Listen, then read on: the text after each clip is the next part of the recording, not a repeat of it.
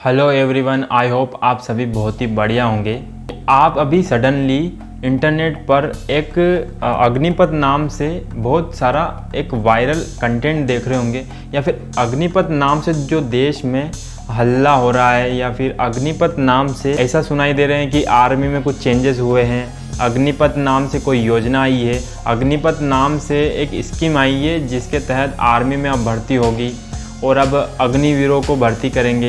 ऐसा कुछ आप बहुत कुछ सुन रहे होंगे। तो हम इस वीडियो में आज उसी के बारे में डिस्कशन करेंगे कि अग्निपथ योजना क्या है, अग्निपथ स्कीम क्या है, और इस स्कीम के तहत अब भर्ती कैसे होगी, नेवी, एयरफोर्स, आर्मी में, डिफेंस में भर्ती कैसे होगी, और अब इंडिया का डिफेंस कैसा होगा।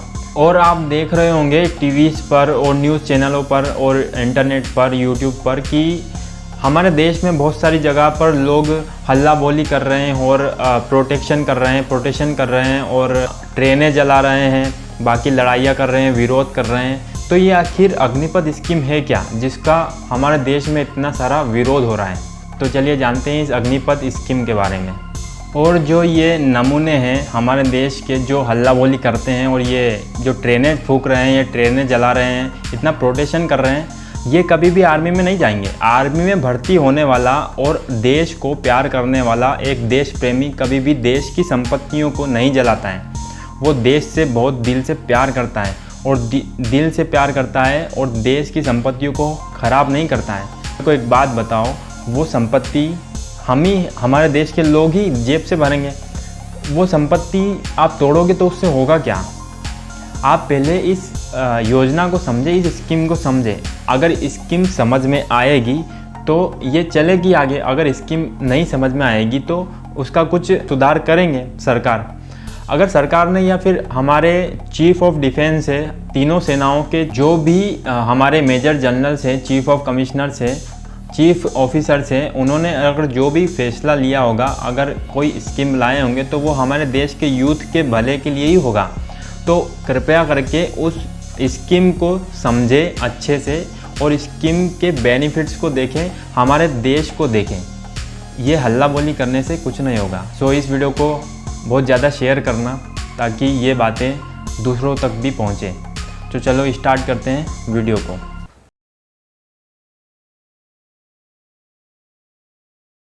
सबसे पहले हम जानते हैं कि ये अग्निपथ नाम से स्कीम है, ये है क्या, कब और कैसे आई और इसका फ़ायदा क्या है, क्या सोचकर ये स्कीम हमारे इंडियन डिफेंस में आई है। अभी हाल ही में प्रेस कॉन्फ्रेंस हुई थी, चीफ ऑफ डिफेंस के सारे मेजर जनरल्स वहाँ पर बैठे थे। तो उस प्रेस कॉन्फ्रेंस में उन्होंने बताया था कि 14 जून को हाल ही में कुछ अनाउंसमेंट हुई थी। इस दिन 2 इम्पोर्टेंट अनाउंसमेंट हुई थी। पहली कि 10.5 लाख जॉब्स गवर्नमेंट के लिए इंडियन आर्मी निकालेगी, और दूसरी अग्निपथ स्कीम्स के बात करी थी, अनाउंसमेंट करी थी। उसमें अग्निपथ स्कीम के तहत वो 46,000 अग्निवीरों के लिए वैकेंसी निकालेगी। उन वैकेंसीज को भरने के लिए बातचीत हुई थी। हमारे देश की इंडियन आर्मी में इतना बड़ा रिफॉर्म क्यों आया, इस योजना की, इस स्कीम की प्लानिंग पहले से ही तय कर ली थी। इसकी प्लानिंग तो पहले से ही कर ली थी, लेकिन लॉन्ग टाइम तक इसको पेंडिंग में रखा गया था। 1989 में ही ये प्लानिंग और ये स्कीम आनी थी, लेकिन कुछ पहलू थे, कुछ कारण थे जिसकी वजह से ये अभी आ रही। हम अगर इस स्कीम को, अग्निपथ को अगर देखें तो हमारी इंडियन आर्मी इस स्कीम के हिसाब से चाहती है कि हमारी इंडियन आर्मी, हमारी आर्मी, नेवल, एयरफोर्स और आर्मी जो डिफेंस है वो तीनों यंग हो जाए, यानी उनकी एज कम हो जाए।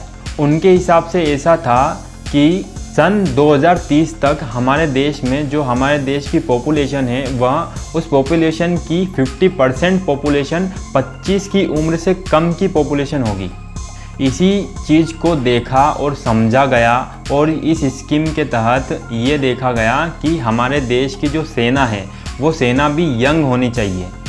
यानी फ्यूचर को देखते हुए इस स्कीम के तहत ऐसा सोचा कि हमारी सेना भी यंग होनी चाहिए, यंग यूथ वाली सेना होनी चाहिए।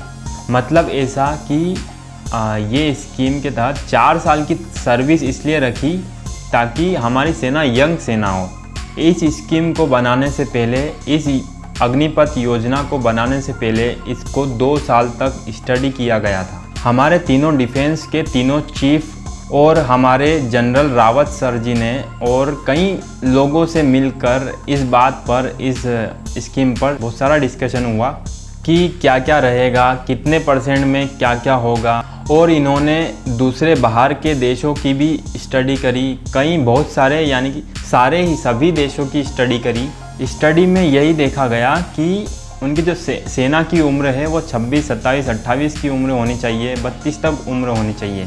सर्विस में भर्ती होने के लिए क्या क्या तरीके होने चाहिए। सेना में भर्ती होने के भी 3 से 4 तरीके हैं और सेना से एग्ज़िट होने में भी, एंट्री होने के भी 3 से 4 तरीके हैं और एग्ज़िट होने के भी वही 3 से 4 तरीके हैं। यही तरीके हैं जिनसे कुछ को 3 साल तक रखेंगे और कुछ को 4 साल में रिटायर्ड कर देंगे और कुछ को सीनियर के तौर पर, कुछ को 25% तक के लोगों को सीनियर्स के तौर पर रखेंगे, उनको आगे भी सर्विस करने का मौका देंगे 25% के लोगों को। बस युवाओं में ही हड़कंप मचा हुआ है। देखो, आप 4 साल से 3-4 साल से या 5 साल से आर्मी की भर्ती होने की तैयारी कर रहे हो, लेकिन देखो, समझो, बात को समझो। देखिए, आर्मी को चाहिए क्या? यूथ चाहिए। इंडिया में सबसे ज़्यादा यूथ है, तो आर्मी को भी यूथ चाहिए। यूथ में होता क्या है? यूथ किस लिए चाहिए? यूथ इसलिए चाहिए क्योंकि यूथ में जुनून, जज्बा और रिस्क लेने की पावर होती है, क्षमता होती है। बट इसके साथ साथ होश की भी ज़रूरत होती है। देखिए, आज क्या है, जैसे सैनिक है, जो सैनिक है, सिपाही लेवल के लोग हैं, सैनिक हैं जो, उनमें जुनून, जज्बा और जोश का मतलब कंपोनेंट मान के चलिए। और बाकी के सैनिक से ऊपर वाले जो 1.28% के जो सीनियर्स लोग हैं, NCO से ऊपर वाले, मतलब नायक हवलदार, नायक सूबेदार और उनके ऊपर जो मेन सीनियर्स हैं, उनको आप 1.28 का कंपोनेंट मान के चलिए। ये चाहते हैं कि तीनों सेनाओं में, नेवल, एयरफोर्स और इंडियन आर्मी, तीनों सेनाओं में जो जोश, जुनून और जज्बे वाले लोग हैं, वो सेना हो, यूथ हो। और बाकी के 1.2% कंपोनेंट है वो सीनियर्स लोग हो, जो मेन 25% में आएंगे। जोश और जुनून, जज्बे वाले हो, यूथफुल प्रोफाइल हो सेना की। और जो ऊपर 1.28 के जो ऑफिसर्स हैं, वो एक होश वाले ऑफिसर्स हो, जिनमें होश रहेगा, जो होश से काम लेंगे। और ये दोनों कंपोनेंट एक हो जाए तो इससे क्या होगा? आइडियलनेस, यूथफुलनेस और एक्सपीरियंस लोगों का एक मिक्सिंग हो जाएगा। यानी जोश और होश और एक्सपीरियंस सेना में बराबर का हो जाएगा। लेकिन 4 साल के बाद क्या, कहाँ जाएंगे? ये सर्विस करने के बाद, 4 साल की सर्विस के बाद कहाँ जाएंगे लोग? तो देखो कि अभी जो यूथ भर्ती होगा, उनकी उम्र क्या होगी कि 17.5 साल से 21 साल तक के बीच में जो यूथ भर्ती होगा। और अभी पहले ही साल के लिए जो बहुत दिन बाद जो वैकेंसीज निकली, जो कोविड की वजह से भी रुक गई थी, तो बहुत दिन बाद जो अभी भर्ती होगी नहीं, तो पहले साल में 2 साल और बढ़ा दिए, तो 23 साल तक, यानी 17.5 साल से 23 साल की उम्र के बीच के लोगों को अभी यूथ को सेना में भर्ती करेंगे। और सर्विस के बाद रिटायर्ड होंगे 25 से 27 या 28 साल की उम्र में। लेकिन आप ही देखो, हमारे देश में 25 से 30 साल तक की उम्र में लोगों को कहाँ जॉब लग जाती है। जब हमारा देश का यूथ ये 4 साल की सर्विस देकर आएगा वापस, तो वो वेल डिसिप्लिन्ड और एक्सपीरियंस्ड होगा।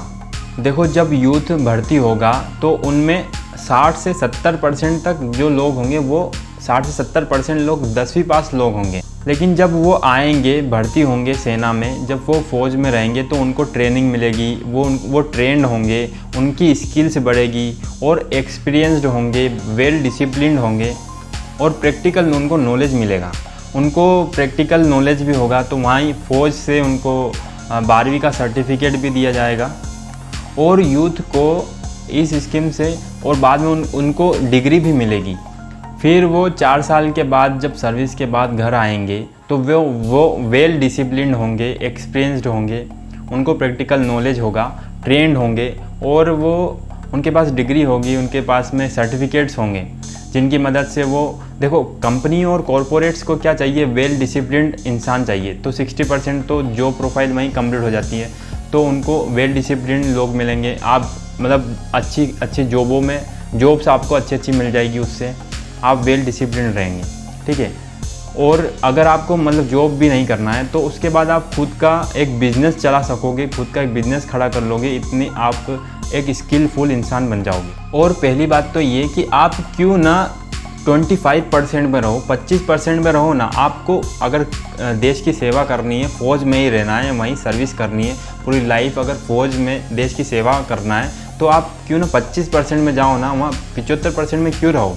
तो खुद मेहनत करो, क्यों ना आप 25% में रहो, तो आप वहीं रहोगे, आप सर्विस करो।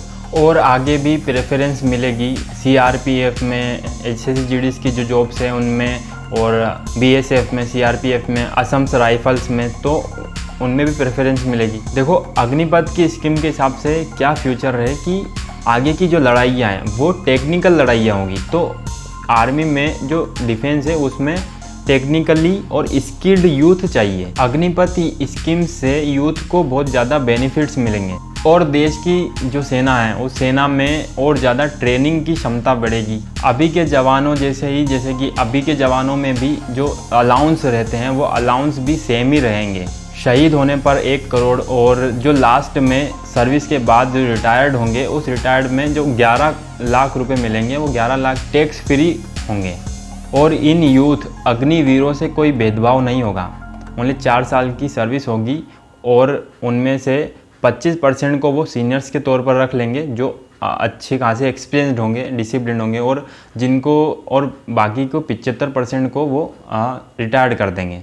तो ये रही हमारी स्कीम्स, अग्निपथ स्कीम।